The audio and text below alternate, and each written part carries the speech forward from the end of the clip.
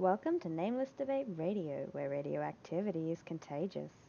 You can join us in broadening our minds on the Nameless Debates Discord via the link below, and even feature here yourself, if you've got what it takes. Oh my, the bots are here. Oh my.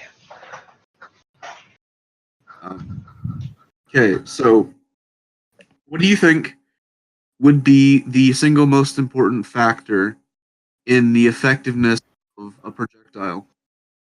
Of what, sorry? A projectile. The effectiveness of a projectile. Yes. I'm asking you about ballistics. Okay. Let me think. Yeah, effectiveness in what sense? In the sense of like penetration, in the sense of like, speed, in the sense of accuracy. What are we talking? No, accuracy is more on the end. I'm talking about effect on the desired effect on target, which is to say penetration through for example, So damage really is what you're looking for. But not over penetration. We don't want it to go But through. yeah, you're looking for We impact damage. want to impact and dump all of our energy inside of the target. Okay, so you're asking like what is the most important physical aspect to do that? Yeah. I've heard people say bullet weight. I've heard people say diameter. I've heard people say all kinds of things.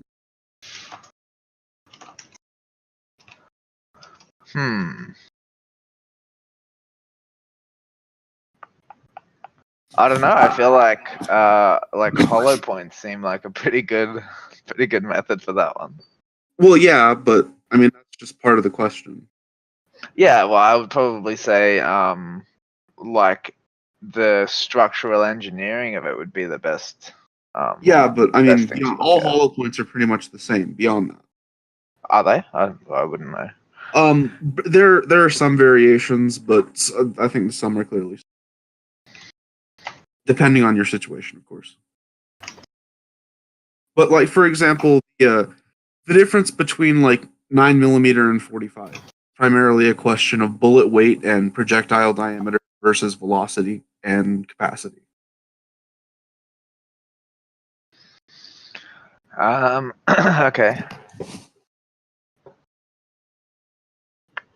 Yeah, no, I don't know. I'd have to look into specifically ballistics to be able to give you a good answer to that one. I could give you the ballistics chart. Yeah? This is what I do all day, is I look at ballistics charts.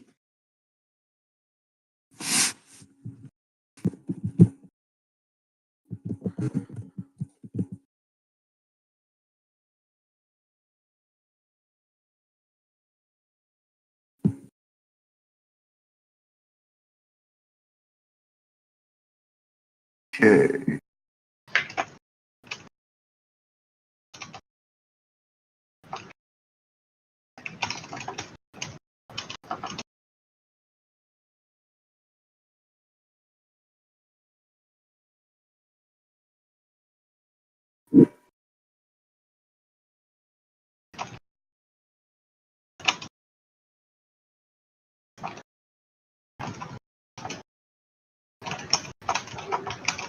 All right, here's a comparison that some people make.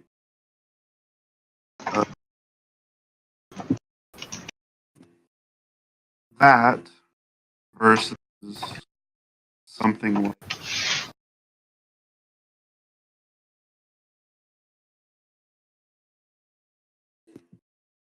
and have a look at those numbers and tell me what you think.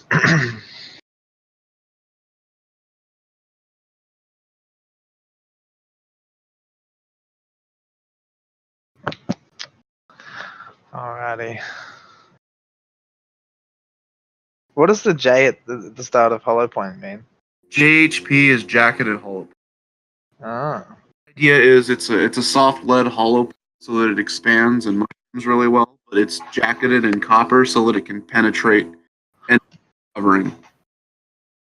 Know a lot about guns, do you? Yes, I do. Yeah. Look, honestly, I would probably have to say that Like I would need to analyze like actual ballistic collisions to be able to tell like what Oh, factors. I can. I can. What people do is they shoot this substance called ballistics gel. Yeah, I've seen that on like Mythbusters and stuff. No, I just mean like, um, like is this something that you know the answer to, or are This is you an asking open like question. it's an I have open my question? opinion on what I think the answer is, but it's not necessarily correct. And so like we're looking for what like entering the body, dumping the energy, and if it leaves the body, leaving the body with as little energy as possible. Yes. Over penetration is bad because we're not interested in hitting things behind our target. Yeah. Which is why Well, you then I wouldn't want to use like don't. a Hmm. cartridge for like home defense because it'd go through the intended target through like two walls and then to somebody across the street, and that's not what we're. Mhm. Which is why I've given you handgun ballistics because that's generally what people do. What does EP mean? Where do you see that? JHPEP.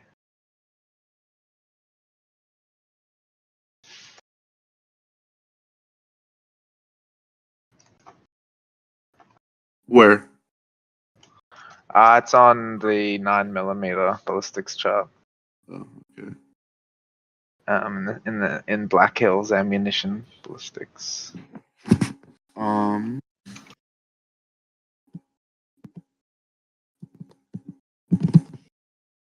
I am not actually sure. Oh, elite performance. That's hyper ammunition. That's high end stuff.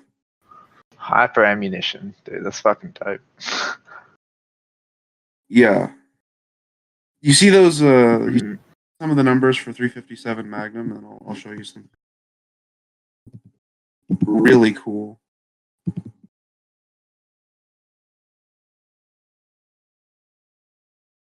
Uh, so do you see what is typical 57 Magnum?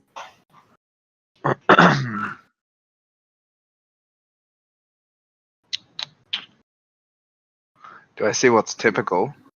Yeah, just look at some of the numbers. That's Yeah, I mean, are you asking like if I could like form like a rough average in my head? Yeah, probably. now look at those numbers. Buffalo Bore is known for very hot rounds.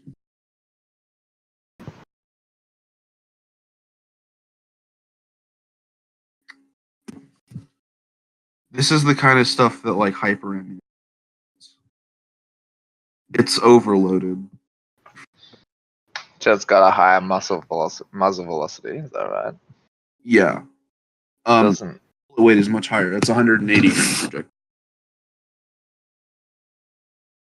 Oh. So if you've got a heavier weight and a significantly higher velocity, that's a lot extra power. They don't have Of like course, yeah. chamber pressures. But wouldn't that increase the penetration? Yeah, Pardon? yes, it would. Yeah, so like you're more likely to put your bullet out the back of the person then. Yeah. This kind of ammunition I wouldn't use on people. I'd say this is for like deer. I would use this as a hunting ammunition because Brutal. Poor deer. oh yeah, I have a 357 Magnum revolver that's legal to hunt deer with, and I intend to do that sometime. Planning to get a caliber. How much do you like talking about guns? A lot. How much out of 10? You know, You know. well, this is what I'm autistic about, if you know what I mean. Sorry, say that again. I said this is what I'm autistic about, if you know what I mean. uh, yeah, for sure, dude. For sure. I'm autistic about everything. I don't know if you've noticed that yet. You certainly seem to have a wider spread than most people. Yeah. Well, this is my thing. No, it's cool. I just don't. I think like I would need to be more like personally invested in it. So you're saying that what is the best for like dumping power? I would think it would have to be ammo that is similar to the like hyper ammunition, but is hollow point, right? What else could it be? Well, that's the thing, is that there's this thing used to do back in the days, and let me give some numbers on this. What they Better would mumble do, into the mic. what they would do is they'd take 38 Special, which is the parent cartridge of 357 Magnum. It's not quite as powerful, but you can shoot 38s in a 357, and they had this certain load. I've got a certain load, if you know what I mean. And it was used as the standard police load in this country for a long ass time, up until like early 90s. We still had revolvers. Mhm. And they were all 38 Special, nearly. And what they do is they do what's called 38 Special P, which is added pressure. It just has more powder behind it. Mhm. And the bullet design was a semi-wad cutter, and what that is a full wad cutter is a projectile that's flush with the case's mouth and punch clean holes through paper. You've got you got a little bit of a connection issue, my dude. Yeah, probably.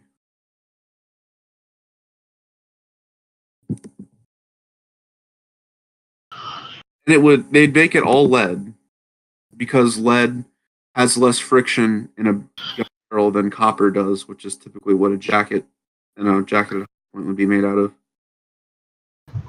Makes it go down the bore faster, which gives it about 200 to 300 extra feet per second in velocity. Makes sense. Interesting question for you. Okay. Do you think you could be wrong about everything?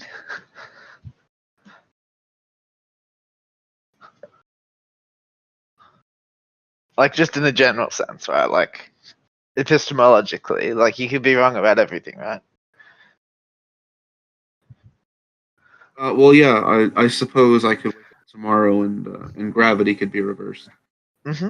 And that's like, gravity is like one of the most certain things there is, right? Yeah.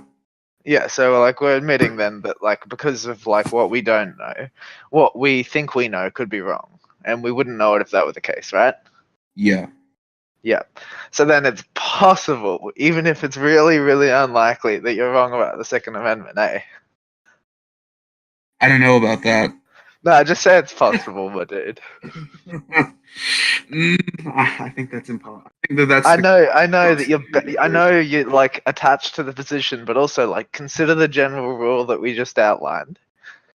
If gravity could be wrong, come on, the Second Amendment might be wrong. I think 2A is more concrete than gravity. Oh yeah, dude, alright.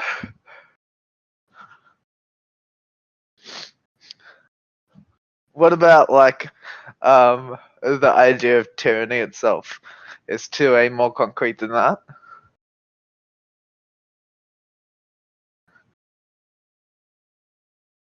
I see what you're trying to do here, and I don't appreciate it. I don't know what you mean, dude. Yes, you do. Nah, man. You're trying to say that, oh, the Second Amendment is based in the concept of tyranny, so that if I can tell you that tyranny could be wrong, then 2A. I'm definitely implying that, yeah. Yeah. And I don't think there's a good logical refutation for that one either. You're saying you don't think there is? No, I don't see how you could refute that. Give it a shot. Well, I would tell you that arms are needed in a more only against tyranny, but for self-defense is a greater concept.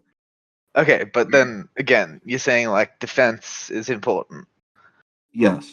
Yeah, and so like if we could be wrong about that, right?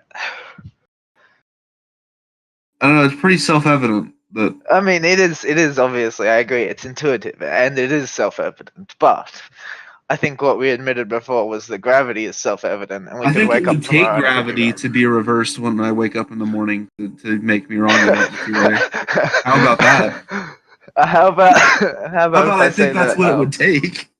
No, but like that's not really the point. The point that I'm making is like maybe it's possible that the way that we interpret things now is just not accurate.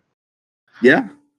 Yeah, and so if that were the case, then it would definitely be possible that the Second Amendment could be wrong. Yeah. Excellent, awesome. That's what I wanted to hear. Oh, I know it's what you wanted to hear. Well, that's just I haven't heard that off you yet. I just want to hear your proof. Oh, I don't have any proof. I wasn't saying that it's true. I was just saying Oh, yeah. maybe. Yeah. I mean, I personally don't believe the Second Amendment is necessary, but I could be wrong. I can't prove that. I'm sorry, but I'm just a raging zealot on that point. I might have noticed. So, free will versus determinism, eh? Oh, you want to do this again, dude? I mean, did you think that your point still stands?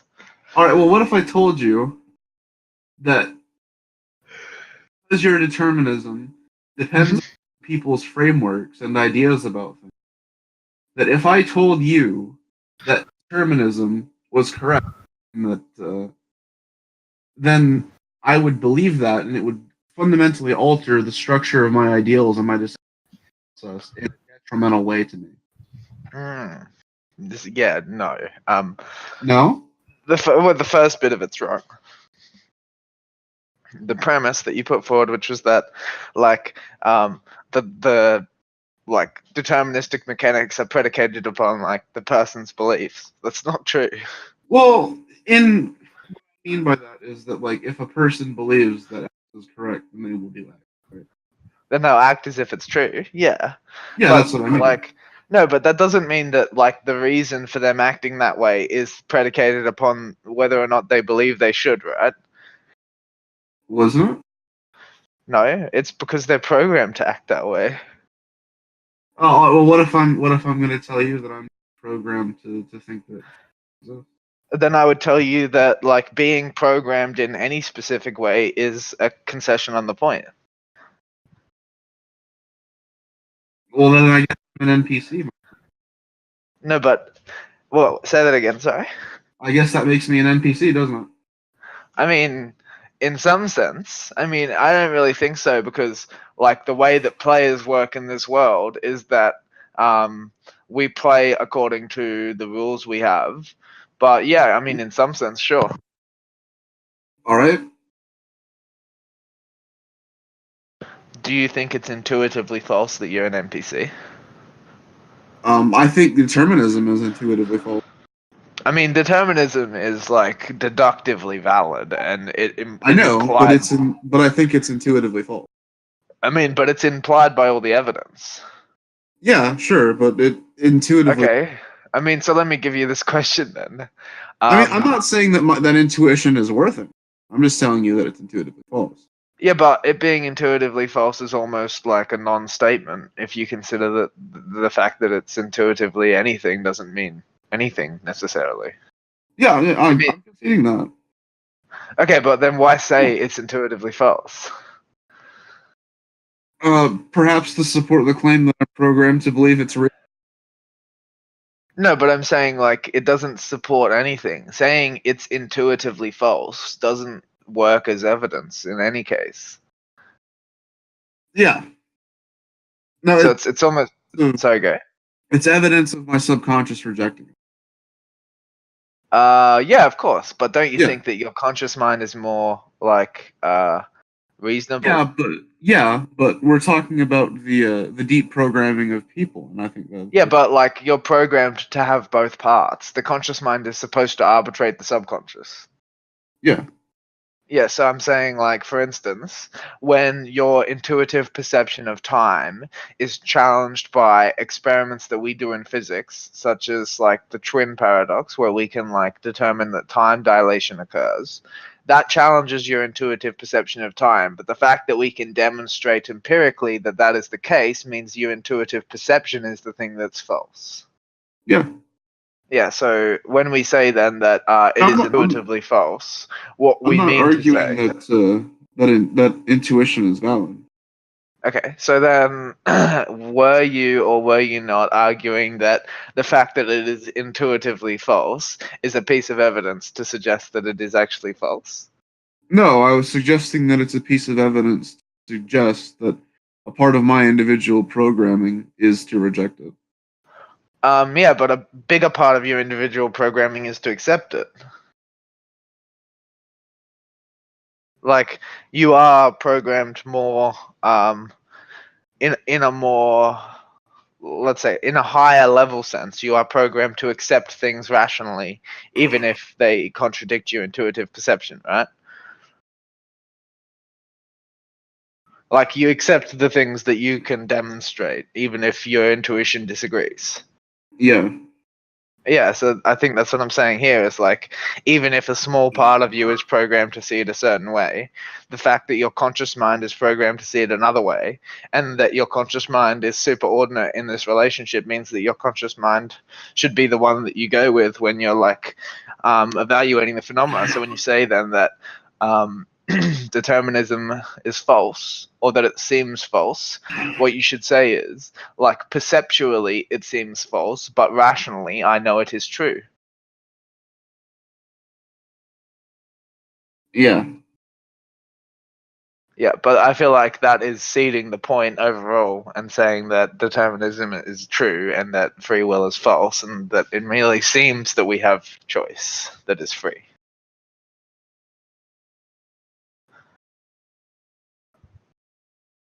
yeah. Well, I mean, you said, like, do I want to start the argument up again? It sounds like we just finished the argument again. All I'm saying is that you didn't indulge my autism very much, and I indulged yours. Oh, dude, I'm trying to indulge your autism. I just don't know enough about it to contribute properly. We can fix that. You're gonna educate me on guns? I could. All right, let me think. I'll try to think of like the most compelling question that I would like answered about guns. All right.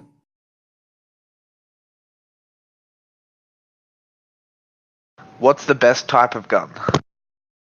For what purpose? Well, for the purpose that all guns are for, killing. Killing what?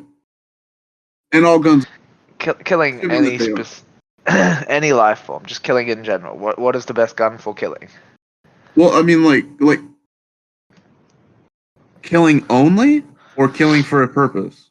Let's just say, for the purposes of our thought experiment, the purpose is irrelevant because I'm just asking what is most effective at achieving the desired Yeah. goal of killing by any So just means. killing for its own sake, not for any purpose. Like you're not Well, planning. not necessarily that, but definitely in the context of figuring out what's the best at executing the goal. Yes.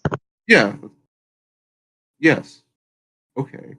Well, I mean, I think the distinction I'm trying to make, though, is that I'm not asking because what I want to do with the information is kill for its own sake. I'm asking if I were to kill for a reason, what would be the most effective method of Yeah. Well, killing? that's the thing. Like if you're killing animals and plan on eating them, like Mhm. that's different from just executing something.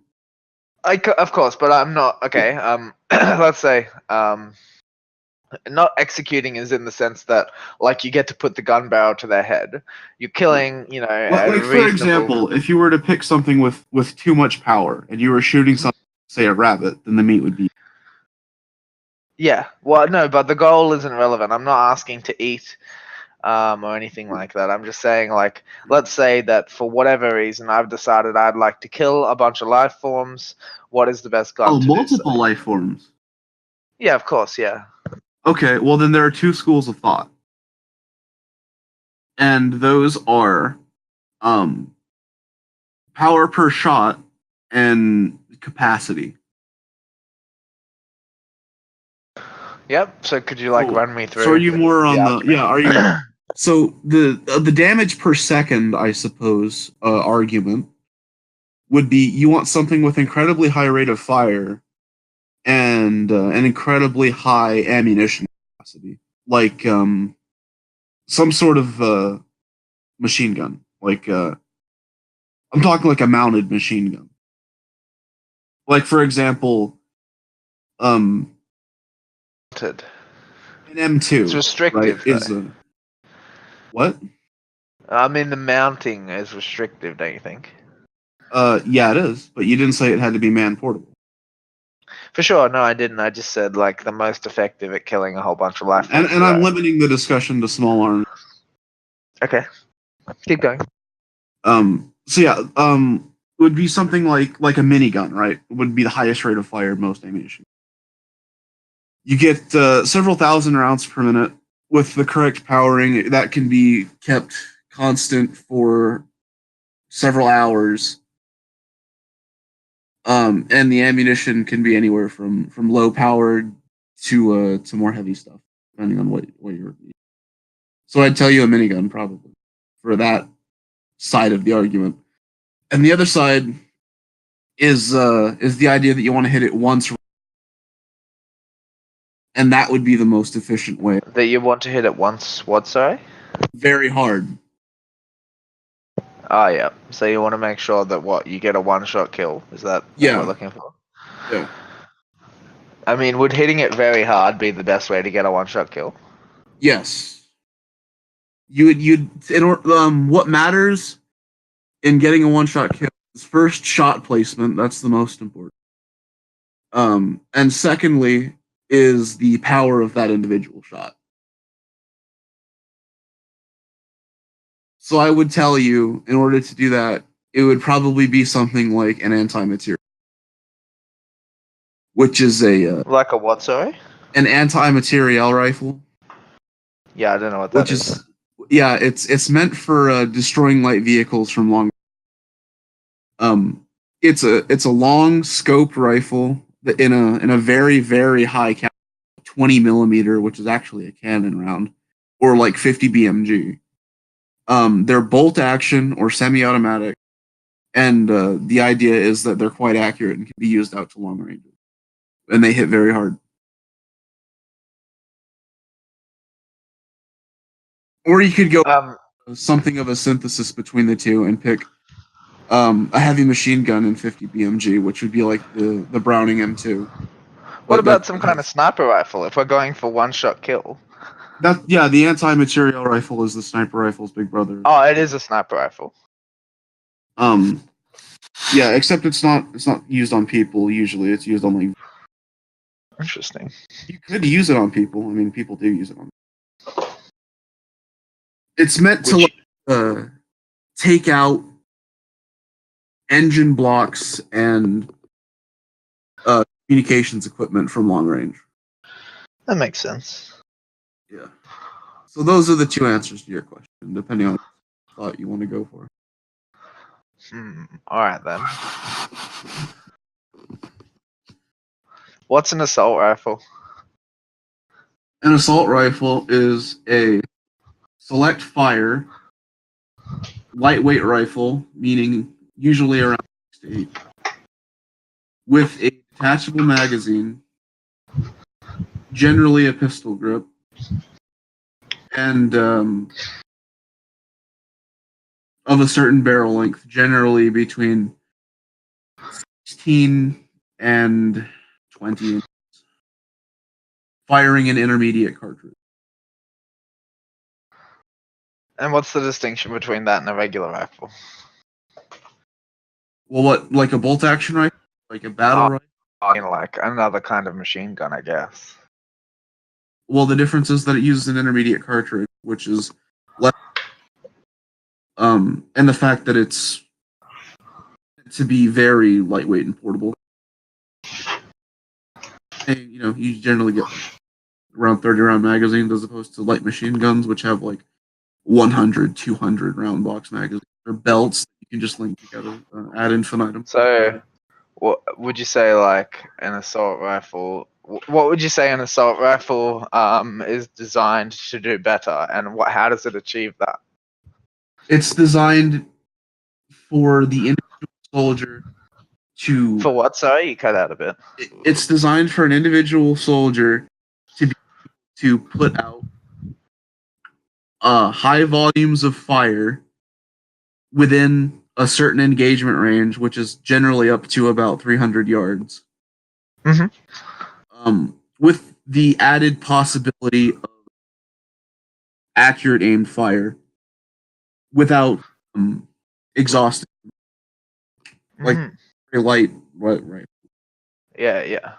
So, I mean that. So, would you say that an assault rifle is like one of the deadlier weapons that an individual soldier could get their hands on if they were looking to engage in that range?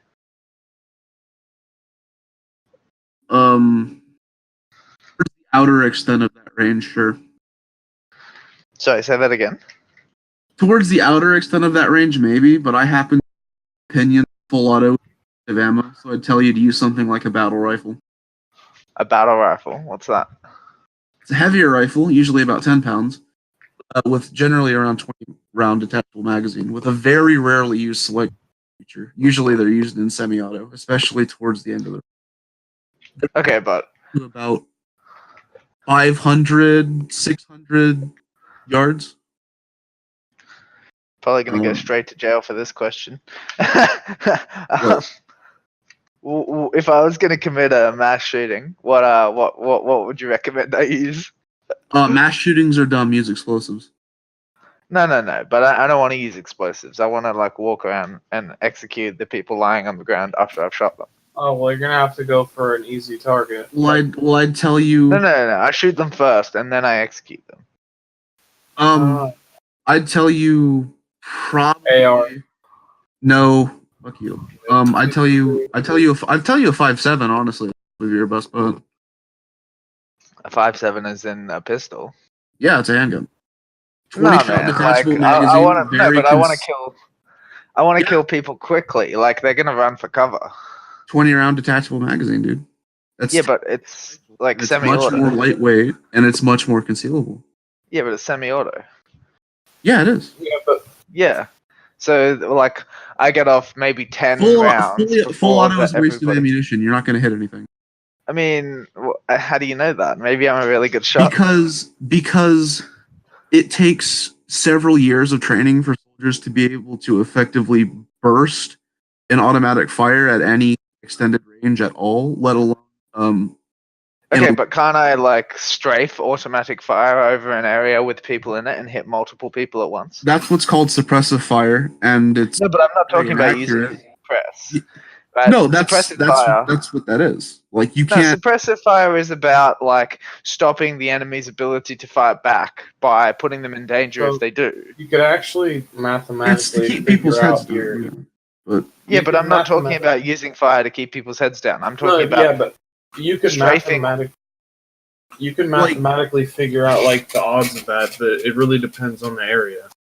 Even if you're someone with automatic weaponry, it's very, very difficult to effectively. Yes, I'm not asking about how difficult it is. I'm asking, right, if I wanted to kill a bunch of people at once and I had like literally a crowd of people in front of me, then having an automatic weapon and strafing my fire would be effective even if I wasn't very good at aiming.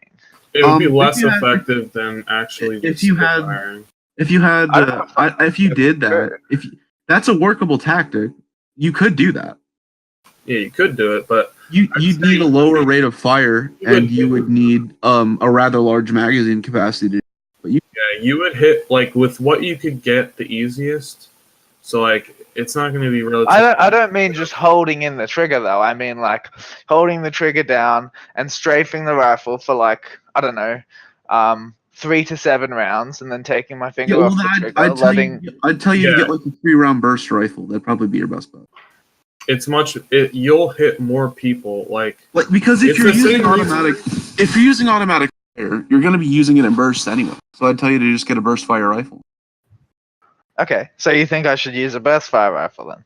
Yeah, something like a 16A3. That'd work. I still think that if you're like, I mean, that's a bit less and- powerful than like an assault rifle, though, right?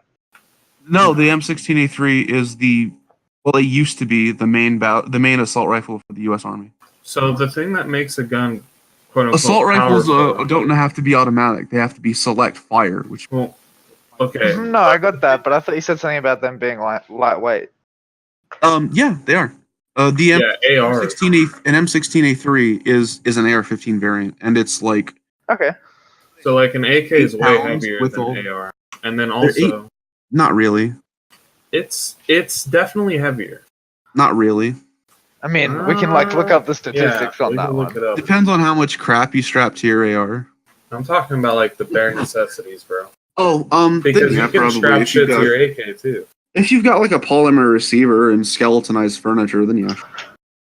Most ARs in general are lighter at like stock versus stock. Yeah, but I'd say that's more because AKs are like forged steel with wood. Well, yeah, but it I doesn't mean, matter you how could much also it's make a good steel. argument that AK is a pretty old design. it is. But it's pretty It's good only fucking- marginally. It's only marginally. The AR It's design. only what, sorry? It's only marginally older than the AR-15. Marginally is in what? Isn't it like 5 or 10 years older? About 10 years. Yeah. Yeah, It's not that's that quite much. a bit older in my opinion. Not in firearms design. I'm not sure that I accept that. 10 years is a long time in any technological field. Not really. Firearms Yeah, I think have so. stayed. I think, let me put it to you this for the way. past, like, 60 Airplanes that are designed today versus airplanes that were designed 10 years ago. Let me put it to you. very Let me different. put it to you. Let me put it to you this way. Every single service rifle except that was used as the main infantry rifle in World War I, also used in World War II. As the main. That's not the infantry point, rifle. though. The point isn't Yeah. that. The point, like, that really just demonstrates that people didn't have enough weapons. No, No, they we were the did. main rifle. They weren't updated. Like the No, but that past. doesn't mean that they wouldn't have updated them if they had the resources. Let me put it. All right, so like a 1911, that's been around forever. People will always use it because it's like the only things that change really are calibers and then like the design around it, like the mechanism. They're like how it works is there are like these big milestones in firearms, like intermediate cartridges were a big one, and the AK was one of the first rifles to do that. But the big thing that the AR did, AK didn't, was like lightweight modern materials. Yeah, but I think you can that's get exactly AKs the- that do that. I'm pretty sure Yeah, that's modern exactly the AKs that do distinction that. I was referring to, though. Is Yeah, that, you like, have modern AKs that do that too. Yeah, they have more modernized versions, but like just the traditional AKs. yeah, but is that what we were talking about, or were we talking about a traditional AK? Well, he said an AK platform rifle. He didn't say a 47. Did he say platform? Well, I didn't distinctly say 47 though. Yeah, No, I know, but he didn't say. AK. I mean, look, is For a someone broad like term me, for an entire like where family there's of 3 guns. people in the conversation. For me, when I hear AK, I hear AK-47. No, in I the do, firearms not world, you. Maybe Yeah, not but- you, but I do, and I'm Yeah. one of the 3 people in the conversation. Well, as someone who knows what they're talking about, No, I'm just saying, like, when he Um, uses a word like that, I don't think it's fair to say, well, this is what he necessarily meant, because, like, there's 2 of us to interpret it, and if we get All right, differing so what- interpretations, so it's what probably up the- to him what he meant. what did you mean, Does? When I was talking about which one was lighter. Mhm. Yeah, I was talking about like the standard AK, like non-variant, like 47. Like AK-47. Yeah, non-variant. Yeah. He was probably talking about a 47. Yeah, But- because the non-variants is. But I mean, so I don't know. It's still. I would take the old non-variant AK over like a newer, like I don't know. That's just. I would as well, but not for Do what a we're bitch talking ass about. AK. I think it's better. Nah, I I'm just mean, memeing. I'm just memeing, dude. No, because like the weight, because a heavy gun is actually useful in some. Yeah, because with what you're it helps to saying, mitigate it helps recoil. the recoil. So, like, if you wanted to spray, it would be better if the gun was a little bit heavier.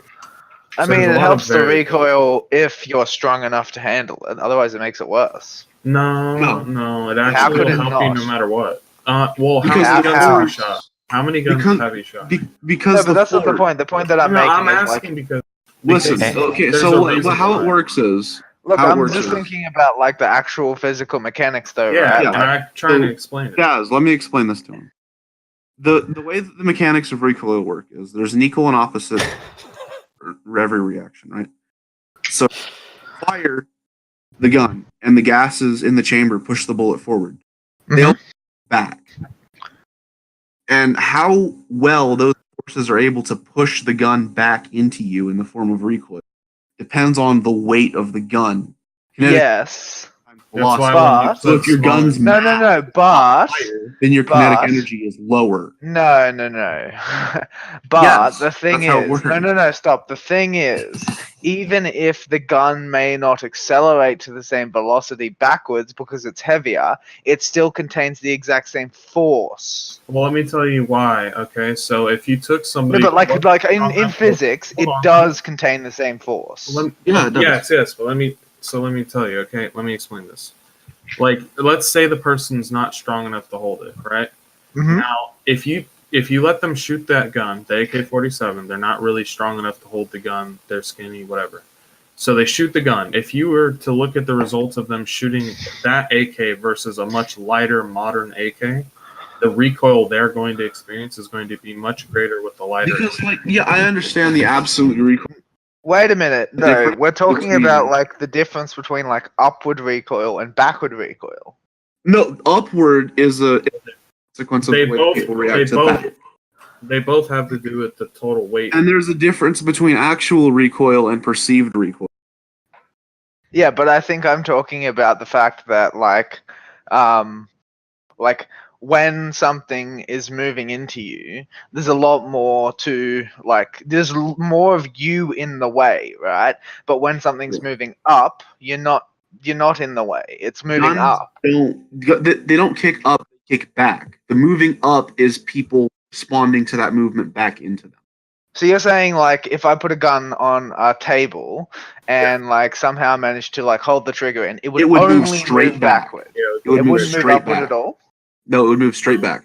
Okay, I mean maybe that's possible. I don't know. Well, it No, you depends can- on the you can, gun, like, actually. You It can see depends on the people gun. putting guns in rests and firing them like that. It depends on the gun, Crambo, and the length. I of have the barrel. never seen a gun recoil upward. Certain pistols, like high calibers with short barrels, it will go up because there's. Wouldn't it depend on the weight distribution of the gun too, right? Yeah, Like, that's what we're if talking If the gun about. is then heavy in the ass end, it's gonna like kind of Yeah, kick it's gonna upwards kick, because it's Yeah, weight. but I that's think kinda that what has I'm more asking to do about. with That's why there's compensators that you put on the end. Yeah, that has more to Oh, do with the shit. distribution. Is that what a compensator does? It weighs down the front end. Yeah. Well, partially. It also has ports to the side, so the gas escape there, so that there's It's like less muzzle. not as flash. much gas pushing back. It's what it I see it in video games all the time. I never knew what it did. Yeah, it reduces felt recoil by venting gas. Nice memes. And a muzzle brake does something similar, except up and down. Oh, hey guys, by the way, guess what came in the mail? What's that? Well, Bad hope it isn't a Dragon. bomb. No, Insync. You know that pin I keep referencing? The pin. He has an Antifa pin. Checkmate. Oh, yeah. no. Yeah, dude, sounds good. Checkmate. It's not even in German. You suck. Oh, It's actually from Spain, by the way. Yeah, but the original group was German. Yeah, I know. Ugh, gross. You're a LARPer. Yeah. Also, When- goddamn, dude, your setup looks like it's fucking ancient. Who's set up? Mine. What do you mean? It's in the Comes picture. up like a fucking Oh, you old school can- monitor. One. Thank you for listening. Like, share, subscribe, and join us in the Nameless Debates Discord. We hope to see you there.